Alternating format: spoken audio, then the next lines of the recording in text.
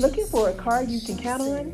At AutoMasters, we offer a hand-picked selection of used and certified pre-owned vehicles priced right and ready to drive.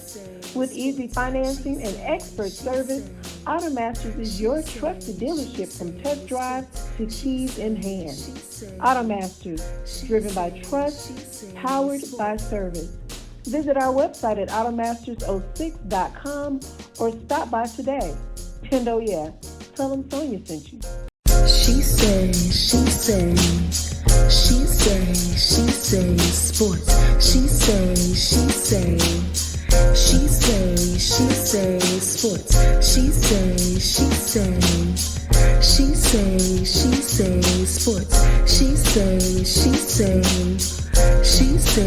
She say, sports. Hey y'all, it's your girl Sonia, and welcome back to She Say Sports. Please welcome founder of Black Girls Love Football and 2025-2026 Wise DC's Woman to Watch, Adrianna Ebron. Hi Hi, Adrianna. everybody. How are you? Good. Thank you so much for having me. I'm super excited to be here. Absolutely. Thank you for joining us. How's your summer Yes. been so far? Oh, it's been really interesting. Just trying to get adjusted to um the growing my platform and Yeah, also enjoying other sports.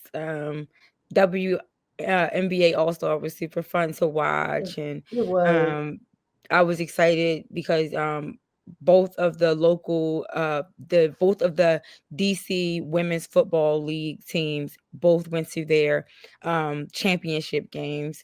And Yeah. while they did not win, it was just, I was grateful to really support them. And this is my Hmm. first year even learning that women's tackle football existed, to be honest. So I've been just enjoying my Wow. summer and supporting women's sports. I love it. I love it. Yeah, you're my first guest. I've been off all of July. My birthday is in Nice. July, and I've been traveling. So you're my first guest. Welcome to the Oh, I'm show. honored. I'm honored. Yeah, Thank you so much for having me again. you're welcome. So, Adriana, let's get right into it. So, my first question is, how did your love for sport begin? My love for football began when I was in ninth. Well, sorry, no, when I was 9 years old. Hmm. A little like the Ravens were already here for a little bit because if they came in '96, I was yeah. So if they came in '96, I was already Okay. well. They came a little early. They came like so. I was already like I was. They came in '96. I was 7. So I think around like when I was 9, closer to like 10, it's like when they were like winning and like Hmm. being like they were headed to the Super Bowl.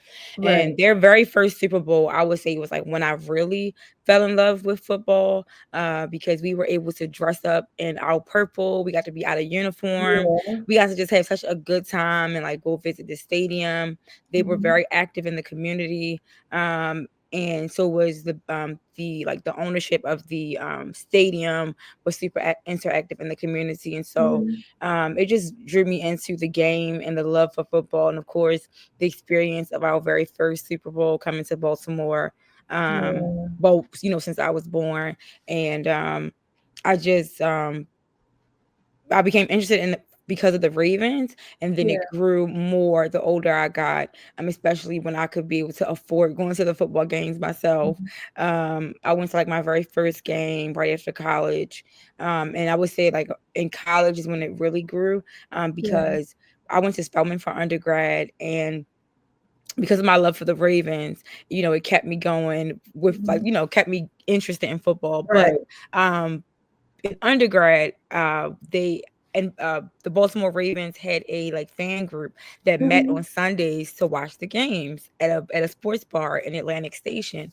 And I made sure that, when I was in college, that I always stayed in touch with that group, and I always went and watched Right. the game, whether at somebody's home or whether it was at a bar.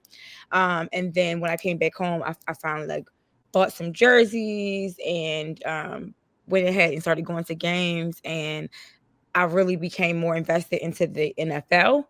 Hmm. And I was like, oh, and I started, and then in 2012, I had my first fantasy. 2012 or 2013, I had my first football fantasy league, and Hmm. so I just grew my love from then on. That's amazing. So, Yes. And were women at the games, at the bar with you and watching the games? Because that's a lot of women, not a lot of women, but some women are just not into sport. And, like, I'm not really interested to watch it. They may go just to hang out and see the guys or whatever. But was that Mhm.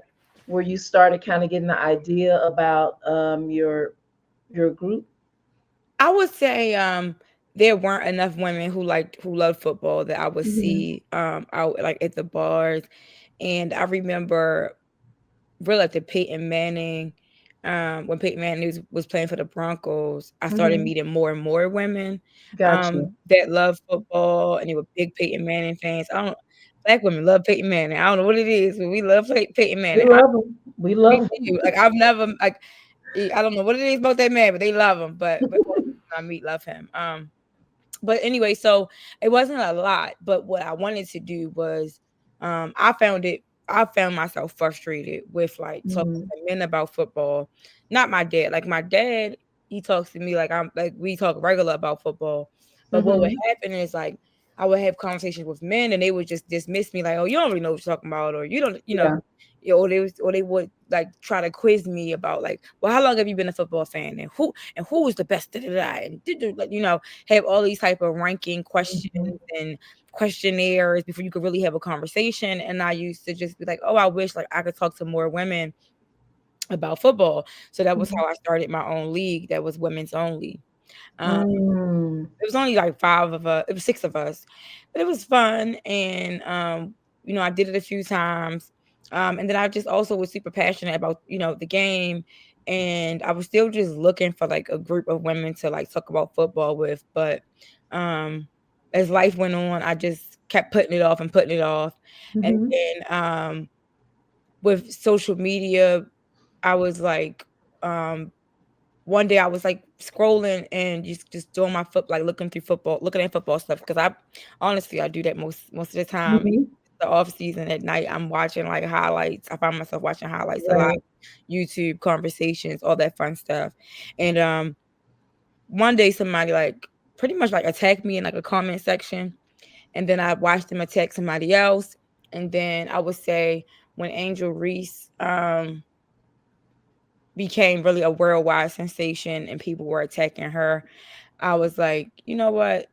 For me, I wouldn't write about basketball, but Black women need a space where they are celebrated and feel Hmm. comfortable talking about football with each other. And that was how I created Black Girls Love Football.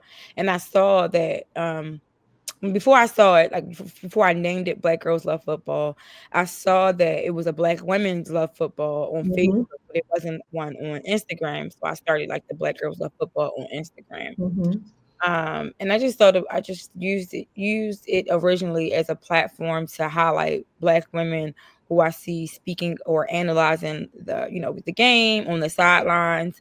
And Hmm. as the page grew, that's how I began to know, like, oh, we're not just fans, we're also players. We're also flag football players, we're tackle Yep. football players. Hmm. Um, we're in the GM, we're in like GM. Women are in GM Right. positions in the C suites. We are agents. So I was like, oh wait, like this community is really needed, and it's just been such a blessing to make Black women feel seen and heard in this way. Hmm. And I've had other women from other backgrounds um, who also, have supported our group and like joined in to have conversations with us, and Right. it's just been amazing to That's just awesome. feel like I can provide a safe space for other people. Other people has really like been a blessing. And I love that. And I am a member of the Black Women Love Football. And then when I started when I reached out to you, I was like, oh my God, it's several. And I joined yours too. I'm so excited about it because it is a lot of Black women who love football. And like you said, I Mhm, mean, you kind of answered one of my questions already. They're in the boardroom, they're on the field, tackle, flag, also journalists, women on the field talking. So, that we're everywhere and it's a beautiful thing. So what barriers do you believe still exist for Black girls and women who love or want to work in football? I definitely still believe that there are gatekeepers that exist that are keeping us out of the conversation, as Mm-hmm. well as making it very difficult for us to grow. In the sports world, I definitely I look at the salaries that are offered. I look Mm-hmm. at how people get their jobs, how people get their roles.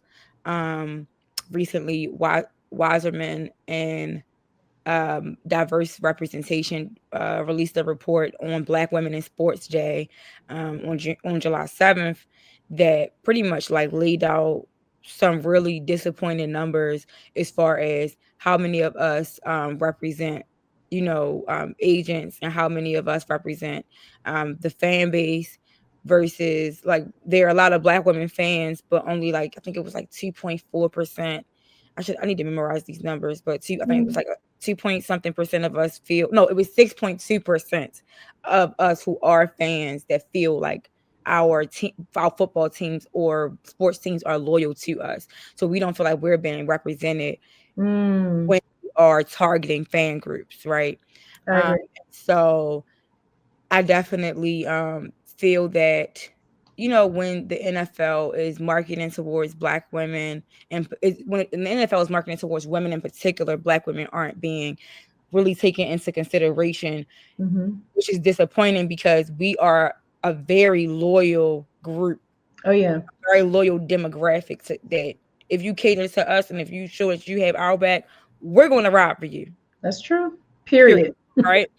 And then I think some of the things that are preventing like Black women from really growing in like the agency space and on the sidelines is like I was mentioning before, just like simple gatekeeping with like Mm-hmm.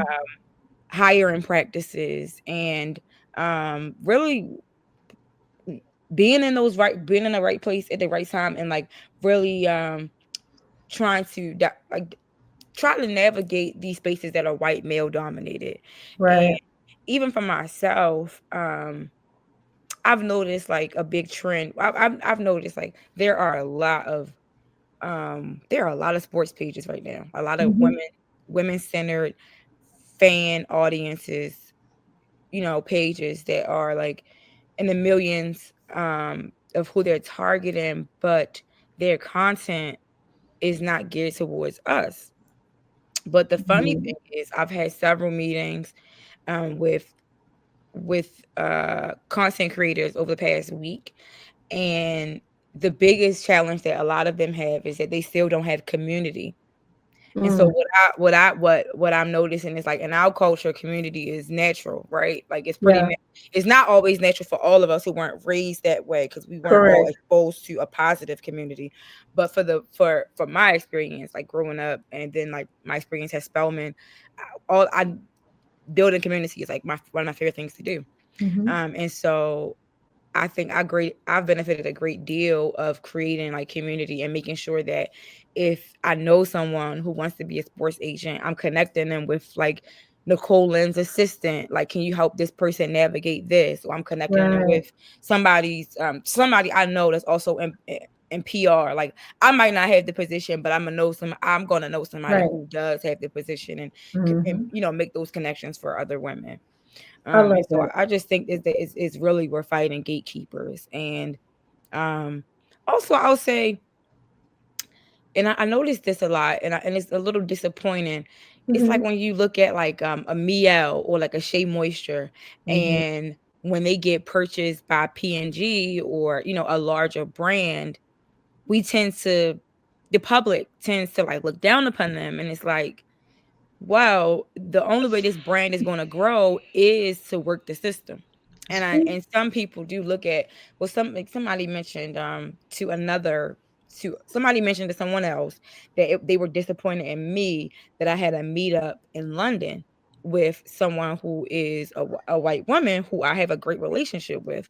And I was like, how do you think I can grow this business without making those connections Thank you. outside of our community? We unfortunately in this space we are a minority, and when you look at our population size, we are a minority according to like the 2020 census. So it's like I'm going like at some point you have to reach across like racial barriers to have conversations, And to have thank connections. you. So and we had a great meetup, and n- not one anybody who is any non-black person in my life knows how important like celebrating black women is to me, and that anything that I do is always going to be black centered and black culture. Correct. So when the person said that, I just thought to myself, oh well, I guess that person just isn't for me. Like you're not meant to be Mhm. in my audience, because anybody in my audience would know like this is how that works. That's how it works. And I guess they consider you as a sellout now or whatever. But as you said, you have to sometimes cross over to kind of get help because they will help you before your own people will. Hello. So I'll leave it at that. Mm-hmm. Speaking of, speaking of, I'm gonna leave it at that. Speaking of community, how do you ensure the community remains inclusive and empowering? So I actually have two group chats right now. Hmm. We all like talk on like threads together as a racially inclusive group. Um, Racially non-binary. Like like everybody is in my group, and I love it. Like people basically really like non-traditional, like a non-traditional, all-inclusive. Not your uncle and your dad's beer Right. popping conversations. Like it's very inclusive. Hmm. Um, but as far as like my group me goes, we have a group me because of the election. Black women reached out to me like, hey, I ain't trying to be around nobody but us. I get that. So I Yeah. made like a group where it's just Black girls love football. Like, and um things have happened in the past, not in my group, but things have occurred over the past couple of weeks on social media where I was Hmm. like, oh, now I'm starting to really get why we really do have to have our own secret spaces, just Right. because some conversations we weren't raised to have around other people, Right. and some topics are sensitive to us that aren't sensitive to others, like with a WNBA player's wig being pulled off. Some white women on social media thought it was okay to laugh at that. Who? It's not, no. Hey, Mm-mm. what time were we laughing at somebody's wig being pulled off and then running off the court? Because even if it's not, that hair did not grow out of their scalp, it's still their crown. Okay. And yeah, that's not a, yeah, I don't agree with that either. I totally Mm-mm. understand. So Totally understand. that's exactly why I think it's really important to have the safe space. It's just like Black women, we need that space. And then I have a space where it's girls that love football, and that's Mhm. everybody, including we have trans women in our group, non-binary women, white, Asian, like Latinx women. We have women from all walks of life, Mhm. and really love that group as well. Those are my girls. And I learned so much from them. I Mhm. have women in the group, in both groups. There are anywhere between 20 to 75 years old, Wow. just like having conversations, pouring into each other. We have multiple different chats in the group. Sometimes we talk about motherhood in one chat. We Mhm. trash talk. We trash talk Oh towards each yeah. other, and I love it, especially that roll tide. Oh yeah. Gosh, they That's something else. huge. Oh god. That's huge. Roll Tide and them Cowboys, even though Mhm. don't get this, I won't get, the two are very different because Roll Tide is used to winning and the Cowboys is used to You know being what? Cowboys. But It's been a we get while. It's been a it's been while. a while. It's been a while, Jerry. But yeah, so we have our trash talking happening. We have different chats that teach people about the Mhm. divisions and crafting. We have book groups in each one. Mhm. So I really do my best to make sure that not only do women, like not only are we talking about football, but also like if you Right. want to talk about other items with your football sisters, you can. So Agreed. and the way that I really just keep it all inclusive is I let people know like this is a Black women center space. It was created Mhm. by a Black woman. I let them know like what I believe in, and if they don't support that, you can go to another group. You can You move can. on. It's Yeah. There are plenty of. I won't say it's plenty, but I can find you another group. I'm Yeah. really good at that. I used to work in retail. If we don't sell it, I can find you somewhere else you can buy I love it. it. So I love it. that's pretty much how I keep it. I'm a very transparent person too. Like I Yeah. don't know how to like sugarcoat anything. We had Same a here. we had a woman Mm. who got upset because somebody wrote about President Carrot, and they talked about just things that he does, and they said that his supporters were stupid, and the lady, I don't know why she would have the goal to do this. this was in the all inclusive group. She wrote in the chat, well, I voted for him and I'm not stupid. And I could just feel everybody looking at me like if we were in the room together, everybody would just be looking like, what you gonna say? So then I responded, and then she kind of doubled down on what she had to say, and it just I was very It wasn't good. yeah, I was graceful. I kept telling her, no, I was like, I don't think you're personally stupid. I think that I just was using my sociology things that I've learned, and I was being honest with her. Right. And I was just telling her, like, this is why I think you voted for him. And I said, but this isn't the space to even have that conversation. But I do apologize that you were offended. And then the other people in the group were like, well, this is a woman-centered space. Like, this is a Black woman-centered space. Like, how dare you feel like the fact that she even felt that comfortable to say that tells me I do a good job at creating a safe space. But also, I'll probably be too nice to people because why did you even think that you could say that over here? Right. She never left. She's still there. She's still in there. Well, that's good. I mean, because she's probably learning, I mean, she may not say it to you or the other ladies, but she's learning. So she's probably gleaning, or she could be just a spy. Who knows? So time will tell for sure. Yeah, she hasn't said anything in a while. And she was like, I thought about leaving, but I want to say my 2 cents. And we was just like, I said, well, okay then. Go ahead, girl. You're welcome to stay, ma'am. And I said that. I said, you're welcome to stay. But then the girls started, they started coming after her. And because she doubled down like, oh, I have 3 Black son-in-laws and blah, blah, blah, blah, blah. And then it was like, all right, girl, now you're showing now we gotta explain to you how racism works. And you can't save everybody. No, you can't. And I tried to. I tried to. Adrianna, you were so nice about it, but we got it. I was like, oh, okay. So, Adrianna, have there been moments when you've questioned your mission, and how did you push through? Transparently, recently, I was let go of my 9 to 5, and I had to sit with the fact that I don't make really any money from my business unless I sell merchandise, or I have an event that I kind of have to overcharge people for to make money off of. But I don't like overcharging anybody, especially not in this economy where 300,000 Black women don't have a job, including myself. So I would say like in the past, even in the past month, I would say like I've been questioning it, like, oh shoot, like maybe I should just stop after I do my last tour stop and like see, maybe I should like just take a step back and like, revisit. But but I've had so many people who have come into my life that just want to support the mission for free. And I've had brands that I'm working with right now that are like, I'm not 100% like, I'm not getting paid from them yet, but they're giving me free items. And so that's like where the relationship building comes in. And so I think I've been able to push through just by prayer and faith. And it's very evident that this is something that God wanted me to do. And it's not something that like, because truth be told, this was not like I'm a checklist person. This was not on my checklist. I'm in a doctoral I'm in a PhD program right now where I'm focused on something completely different. And but the way that this has unfolded into going from 100 followers to 15,000 in a year.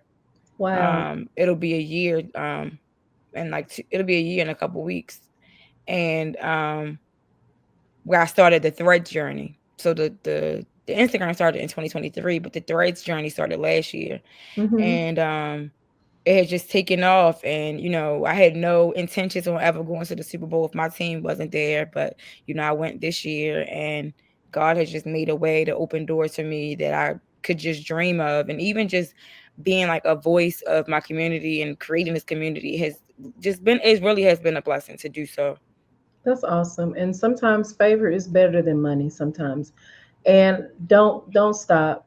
Please don't quit, because it's something at the end of that. And you kind of answered my question, but I'm going to ask anyway. Have you partnered with any football teams, leagues, or media platforms? So I have partnered with Threads and Meta so far for the Super Bowl. Mm-hmm. And I partner with Meta Great. for like the NFL draft, and they have some other things coming up during football season. And I was a part of their pilot Mm-hmm. last year to get more content creators involved on Threads to talk about NFL. I have not partnered with any teams or leagues yet, Okay. but I It's coming. planning on, yeah, it's coming, and I am really planning to partner with the WNFC for their upcoming season, as well as the UFL. Okay. They are on my list to partner with for their upcoming season. So just and also the women the flag US flag is on my list of leagues to partner with, as well as Mm-hmm. they have the upcoming uh, Olympics, but also, NFL flag is beginning Right. to really expand flag football I for know. girls in particular. The Washington Commanders just announced that they are working with Yep. girls throughout the state of Virginia and the DMV area to expand for the next few years. They have poured, millions of dollars into these programs Mm-hmm. across the state and across the DMV region. So I'm super excited to work with them as well. That's awesome. I saw that. That is so great. So, Adriana, where do you see Black girls love football in 5 years? In 5 years, I see Black Girls Love Football having um, monthly events, Yeah. um, having multiple chapters where we're hosting multiple events led by Mm-hmm. by chapters. Um, we are hosting international events. In particular, I would love to do a trip to Cancun Mm. after Super Bowl to celebrate the season. I want to have a really big girls trip. Um, Also in the summer to work on our fantasy draft. Mm-hmm. Um, and then most importantly, I would like to make sure that there are even more I have even more college Black women who are college students, who are interns, and leading the media portion of the Yeah. platform, content creators, as ladies working on the sidelines, whether they are on a national network or whether they are like at a local HBCU or on the Mm-hmm. sidelines at their respective colleges. And so my goal is to really have lifestyle meet the needs of Black women in sports, especially in football, but in Mm-hmm. like media, lifestyle, and then building the community. I love it. So, are there any upcoming projects, events, or campaigns you're excited about? I think you guys are having something in Atlanta this week. Is that correct?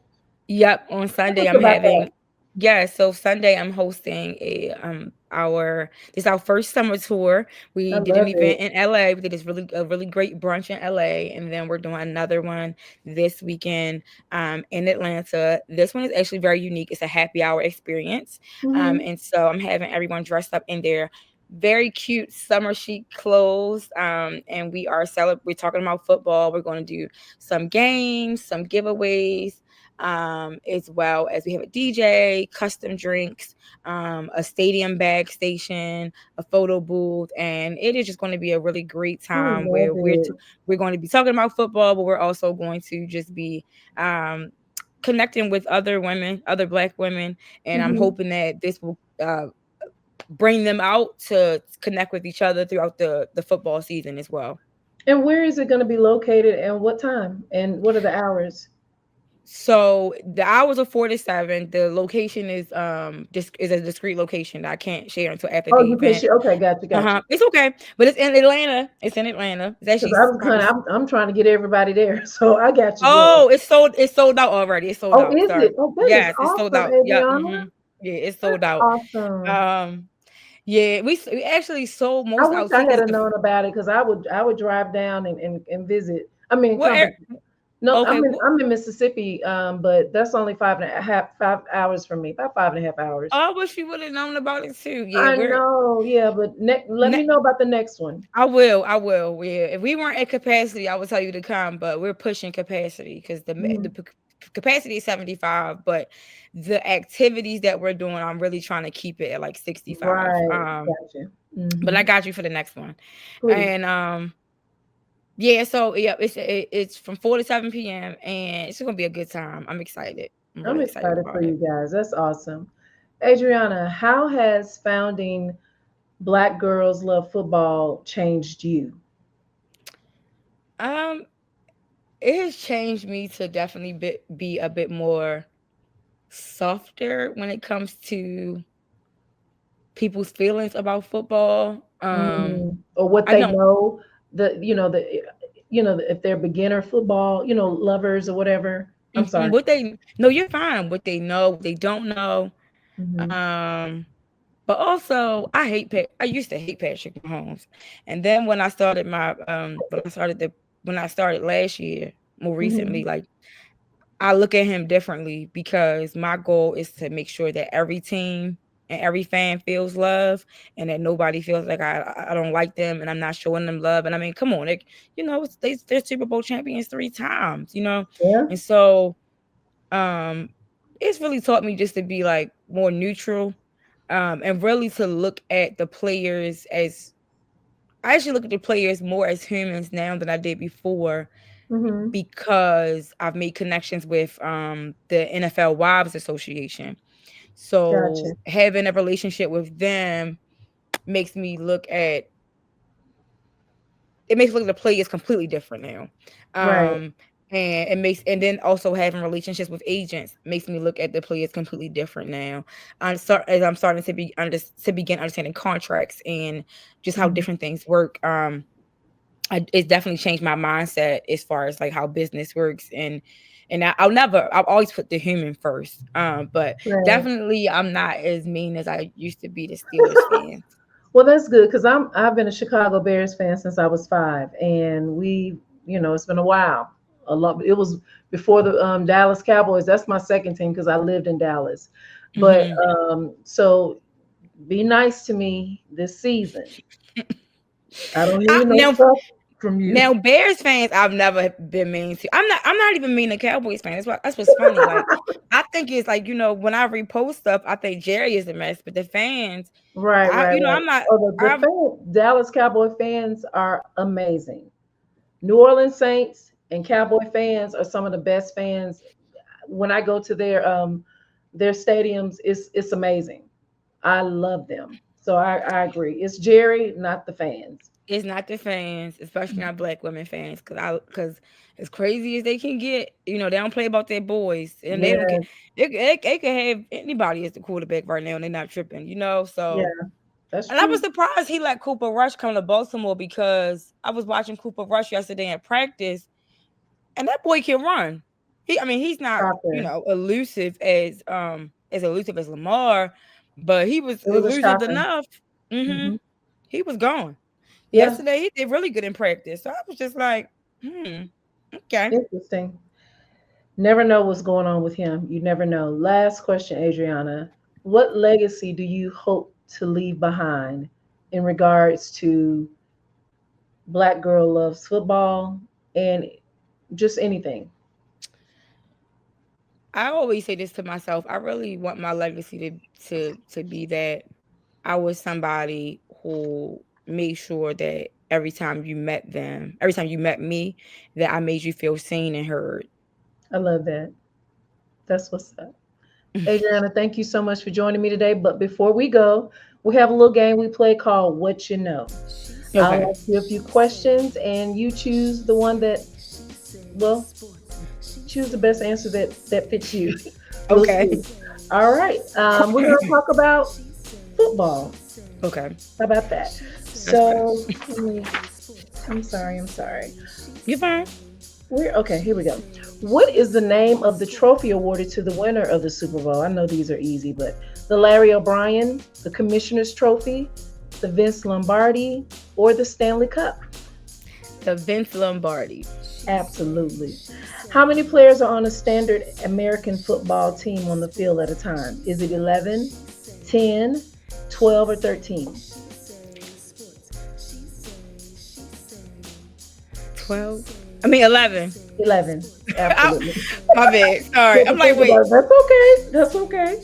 What do No, you because call you know how you get a penalty for having 12 men on right? the field. And so I was like, wait, Yeah, they 11, had to think 11. about it. And you saw them running off. That's exactly what my brain said. What do you call it when a player catches the ball after it has been thrown by a member of the opposing team? Is it a touchdown, interception, interference, or interruption? Interception. Correct. What player or former player has the most Super Bowl rings? Is it Terry Bradshaw, Tom Brady, Joe Montana, or Rob Gronkowski? Tom Brady. Correct. Last one. How many NFL teams play in the state of California? Is it 5, 3, 2, or 4? And can you name all? In the state of California, Mm-hmm. oh yeah, because one left. So it's just 3. Correct. What It's three are they? San Francisco 49ers, Los Angeles Chargers, and Los Angeles Rams. Correct. Adrianna, thank you so much for joining the show. Tell the listeners how they can follow you, and especially how can Black women join Black Girls Love Sports. You can follow us on at Black Girls Love Football on all social media platforms. Football. I'm sorry. No, it's okay. Black Girls Love Football on all social media platforms. Absolutely. All right, and guys, you can follow me at She Say Sports on Facebook, She Say Sports 23 on Instagram, and please subscribe to our YouTube page, She Say Sports. Well, that's my show for today. Until next time, this is Sonia with She Say Sports. She say sports. She say sports. She say sports. She